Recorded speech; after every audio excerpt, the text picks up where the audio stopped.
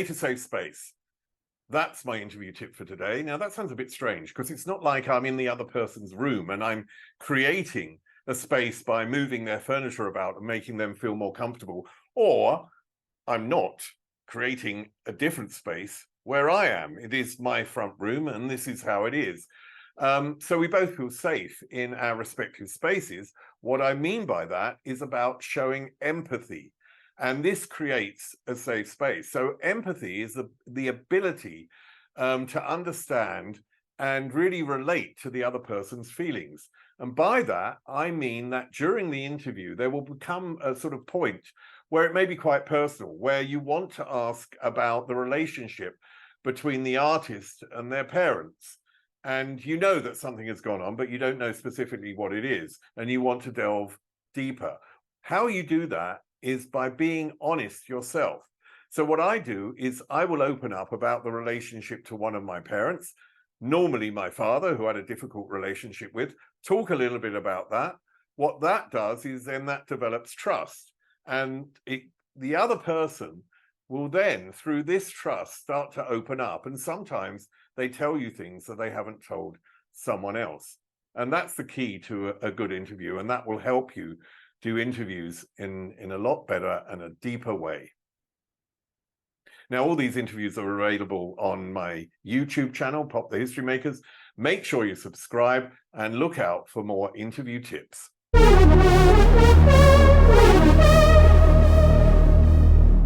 One thing that really fascinated me in a way, because I come from a family of parents that also split, is that you lived with your father, which is pretty unusual. What was the relationship with your parents? And do you think that because I think for me, part of my drive in life came from needing my father to love me in some way. You know what I mean? I always felt that my father didn't love me, and I think he didn't really. There's lots of probably say that, and I think there was a drive, and I just wondered, because whenever I talk to really famous people, they have this drive in their life to achieve something, and particularly early on, and that drive comes from an early age. And I just wondered if you'd ever analysed where your drives may have come from.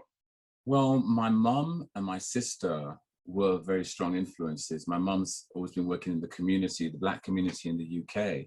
And she's an MBE, she worked half her life. And my sister was also involved in arts to a degree. And when she went back to St. Lucia, she was involved in charity. And I grew up in a household where you couldn't be lazy. You can just sit down and say, okay, when I left school, that's it. Even though if I wanted to be a singer, I still had to be doing something, do a job. And then in the nights, you could still sing, you could do this and that. So, but prior to that, when my father took me to America, he actually didn't tell my mother. So he literally, they're split by that time. And he kind of took me on this long voyage on the SS France, the longest ship in the world at that time, took me to America. And we were on it for like 2 weeks. In those days, they took a long time to get to across the ocean. And my mother had no idea where I was until she got a postcard.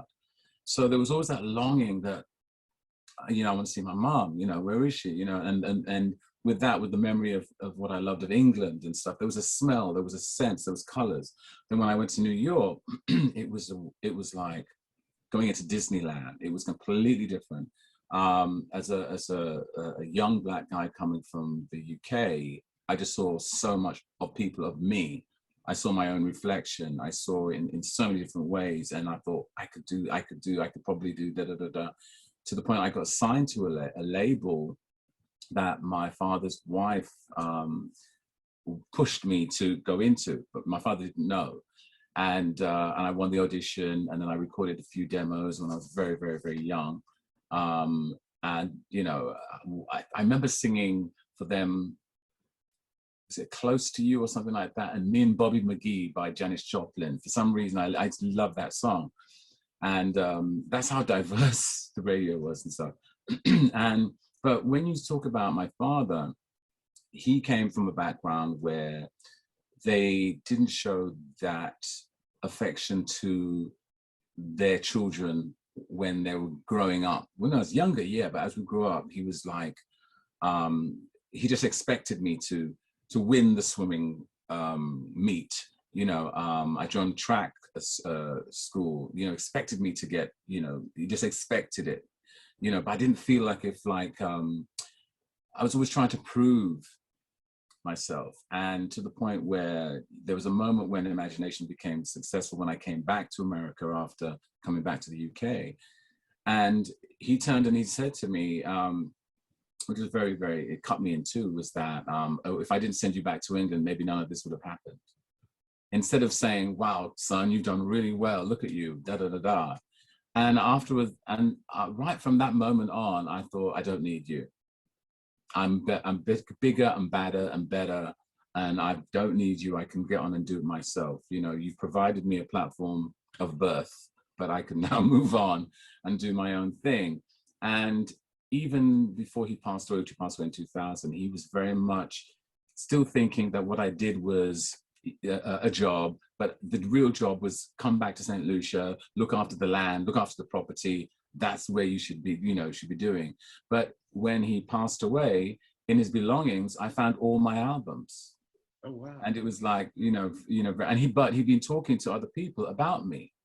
That was the situation, but he would never do it to my face, but I think he was brought up in that Victorian sort of, this English tradition, which was passed down to the Caribbean, of not really praising your children. Now, all these interviews are available on my YouTube channel, Pop the History Makers. Make sure you subscribe and look out for more interview tips.